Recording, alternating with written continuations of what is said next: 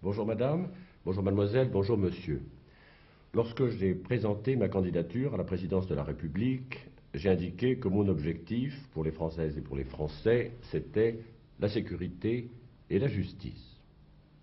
La sécurité d'abord, sécurité pour les personnes âgées concernant leurs ressources, sécurité pour les travailleurs concernant leur emploi, sécurité pour les femmes et pour la famille. Et puis la justice. La justice, qu'est-ce que cela veut dire pour nous? Cela veut dire qu'il faut poursuivre la croissance économique de la France pour assurer l'emploi et en même temps pour disposer des ressources nécessaires pour améliorer la justice sociale dans notre pays. Croissance à rythme et à dimension humaine. Et il convient que les produits de cette croissance soient affectés par priorité aux catégories les plus démunies, les plus défavorisées, dans un esprit, dans un objectif de justice. Pour parler de la justice et de l'humanisation de notre société, j'ai demandé à Jean Le Canuet et à Michel Poniatowski de se joindre à moi aujourd'hui. Jean Le Canuet parce que nous avons réfléchi ensemble à ce problème de la justice et que nous avons été conduits à rechercher, à préciser nos objectifs lors de la définition de notre programme. Et Michel Poniatowski parce qu'il gère avec dévouement et avec compétence, comme vous le savez, la santé publique et la sécurité sociale. Et d'abord, la justice avec Jean Le Canuet. Eh bien, je voudrais vous parler très simplement avec mon expérience de maire de ville et de président d'une région. Ceux qui soutiennent le programme commun de la gauche prétendent représenter tous les travailleurs. C'est faux. Les chiffres, les faits montrent que plus de la moitié des travailleurs, y compris des salariés et bien entendu des travailleurs indépendants, des commerçants, des artisans, des agriculteurs qui aspirent à une parité des conditions de vie avec les autres Français, rejettent une société bureaucratique, étatique et finalement collectiviste. Seulement, ils attendent de nous que nous allions plus loin dans le sens de la justice. Je ne me suis jamais résigné, vous le savez, à ce que la France soit coupée en deux blocs, l'un de gauche, l'autre de droite, tout serait blanc d'un côté, noir de l'autre. Je crois à une société qui puisse donner la liberté et le progrès.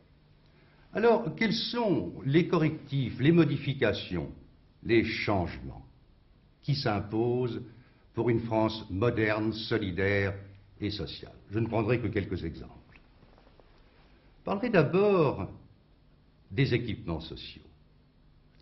Pour tous ceux qui ont une vie encore difficile, un stade, l'aménagement d'un quartier, apporter l'espace vert, apporter une qualité d'existence, c'est leur donner ce qui leur manque. C'est capital, il faut planifier ces équipements sociaux et je sais que sous votre direction, si comme je le pense vous êtes élu, nous marcherons dans cette direction, c'est un changement capital.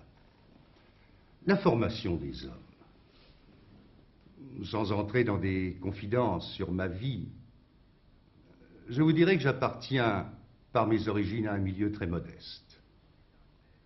C'est un maître qui est venu jusque dans ma famille m'arracher en quelque sorte à ce qui était mon milieu pour m'ouvrir aux choses de l'esprit.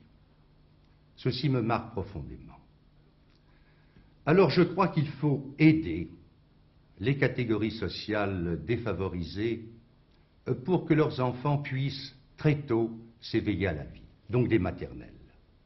Dans les villes, bien sûr, mais dans les campagnes.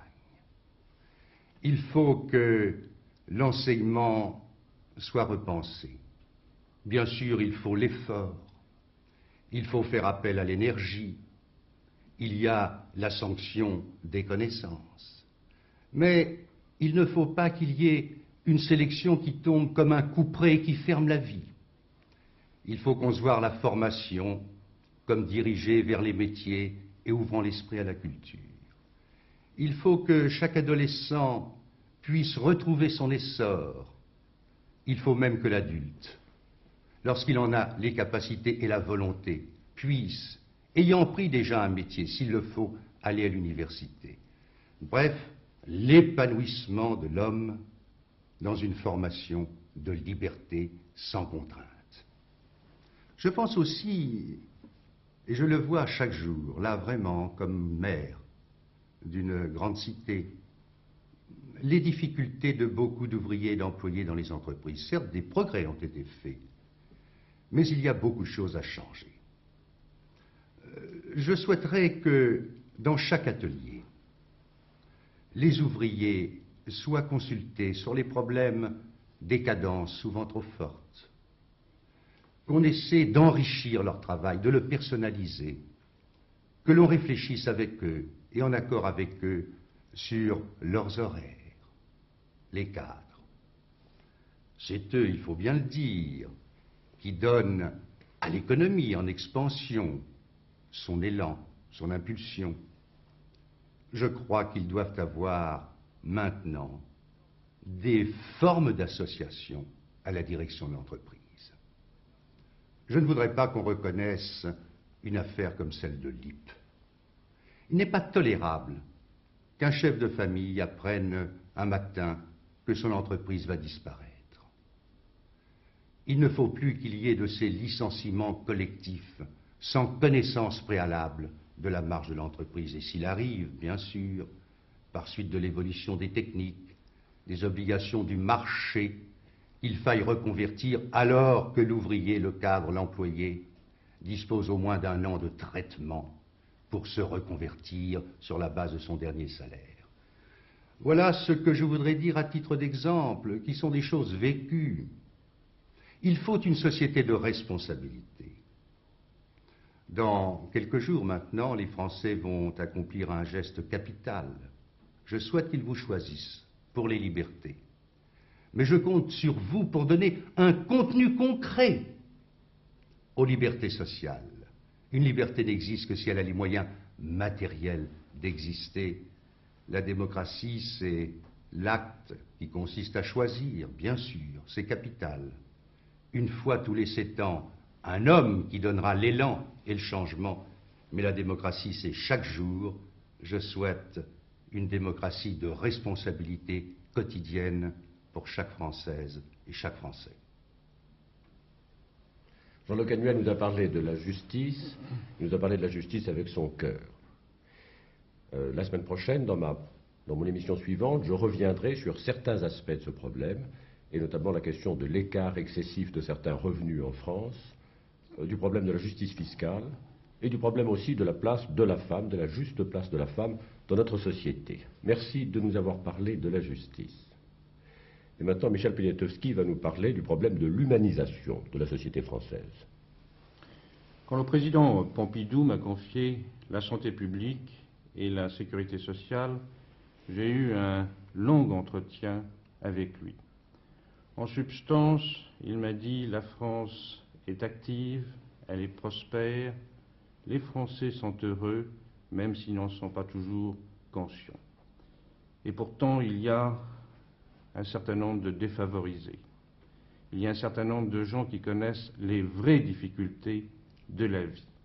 Et je veux que vous soyez le ministre de ceux-là. »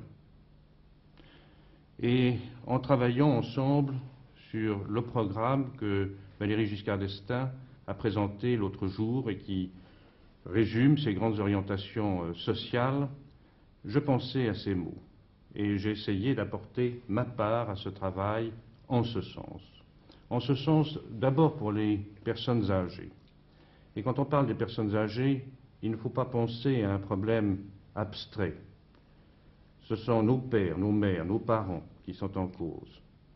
Et un grand pays, en réalité, se définit quant à sa civilisation par la manière dont il traite ses aînés. Il y a eu de grands efforts qui ont été faits. Et par exemple, pour le minimum vieillesse, dans les 18 derniers mois, il a été augmenté de 40%.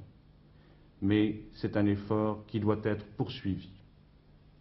Et Valéry Giscard d'Estaing a annoncé l'autre jour que ce minimum vieillesse serait porté à 20 francs par jour. Il est, vous le savez, de 14 francs actuellement.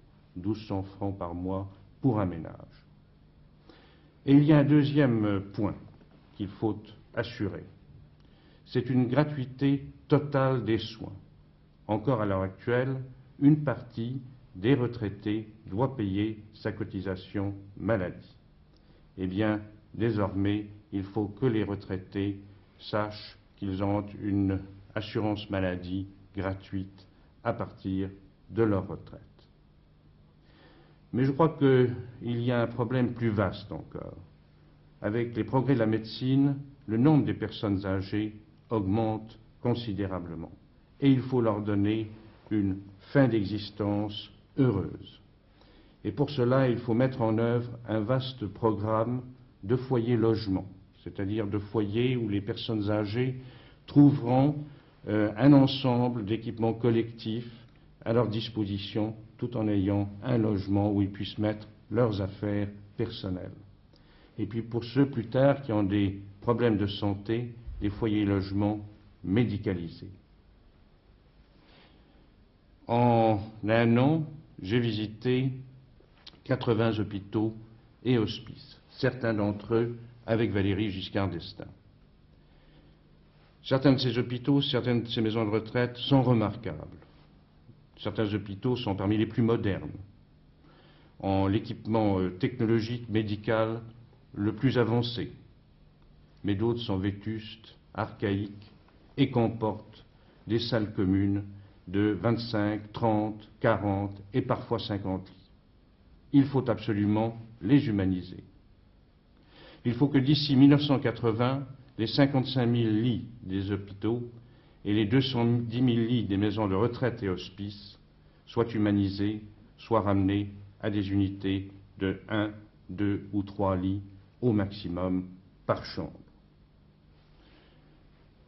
Il y a encore bien d'autres problèmes, mais je voudrais en citer deux, parce que ce sont les personnes concernées par ce que j'appellerais les accidents face à la vie. Les veuves d'abord, nombreuses, il y en a 3 200 000, et qui doivent affronter seules les difficultés de la vie, bien souvent sans aide et sans secours. Il faut aménager leur système de retraite.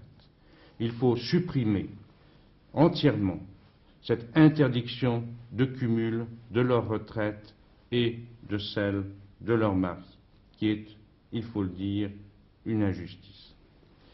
Il faut également faire un grand effort pour les handicapés. Voyez-vous, un enfant handicapé est un enfant qui a besoin de beaucoup plus de protection que tout autre enfant. Il a dans sa famille une place difficile et il impose à sa famille un rôle difficile. Et cet accident peut arriver à n'importe quel d'entre nous. Ce peut être un accident à la naissance, ce peut être un accident génétique. Aucun de nous est à l'abri de ceci. Et je crois que dans cette action pour les handicapés doit se traduire une solidarité de la société tout entière pour la famille qui se trouve en cause. Un projet de loi est déposé et il faut en assurer le vote rapidement, mais il faut surtout en assurer la mise en œuvre très rapidement. Son échelonnement me paraissait un peu long et j'ai demandé à Valéry Giscard d'Estaing d'en raccourcir le plus possible les délais et il en est tout à fait d'accord.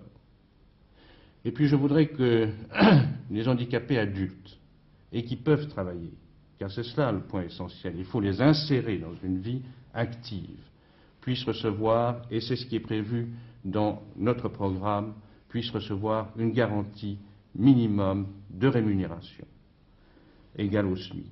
Et ce sera pour leur famille une garantie ultérieurement d'avoir leur enfant protégé si eux-mêmes disparaissent.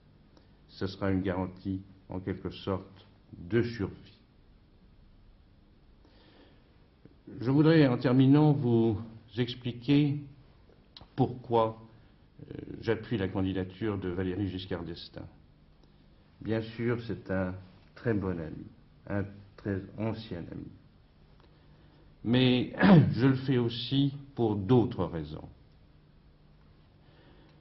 qui sont des raisons de choix politique.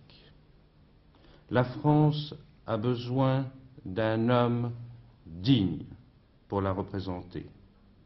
Et Valéry Giscard d'Estaing est celui qui a la compétence dans les affaires internationales, qui a la meilleure connaissance des dossiers de la France. Et en allant voter le 5 mai pour lui, vous savez que vous direz bonne chance à la France.